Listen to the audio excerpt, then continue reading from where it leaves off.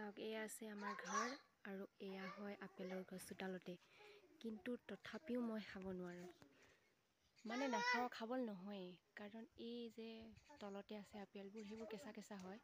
আৰু যিবোৰ ওপৰত আছে, মই দেখাই আছোঁ, যিবোৰ ওপৰত আছে সেইবোৰ পকা পকা হয়। কিন্তু ইমান ওপৰত গৈ ছিঙিব নোৱাৰোঁ মই, ছিঙিবলৈ ঢুকিয়ে নাপাওঁ। আৰু যদি কিবা লাঠি চাঠি লৈ ছিঙিব যাওঁ, তেনেহ'লে কোনোবাই যদি দেখে তেনেহ'লে হৈছে আৰু। এয়া চাওক কিমান আপেলবোৰ পকা পকা, দূৰৰ আপেলবোৰ পকা পকা হয়। যিবোৰ ওপৰত আছে ন, সেইবোৰ পকা পকা আপেল হয়। কিন্তু তথাপিও মই খাব নোৱাৰোঁ। আৰু যিবোৰ আপেল হৈছে তলত লাগি থকা আপেল গছবোৰ সৰু সৰু হয়, তলৰ পৰা ছিঙিব পাৰি।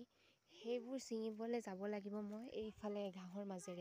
এইবোৰ হৈছে মাকৈ গছৰ মাজেৰে যাব লাগিব, সেই তাত আপেল ছিঙিবলৈ।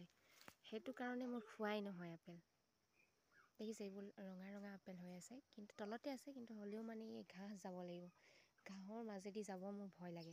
সেইটো কাৰণে খোৱাই নহয়। কোনোবাই যদি কেতিয়াবা দিয়ে আৰু এটা দুটা আনি, তেতিয়াহে খাব পাওঁ। এইবোৰ হৈছে তলতে থকা আপেল। আৰু যেতিয়ালৈকে এই ঘাঁহবোৰ কাটি শেষ হয় ন, তেতিয়ালৈকে আপেলবোৰ ছিঙিও শেষ হৈ যায়।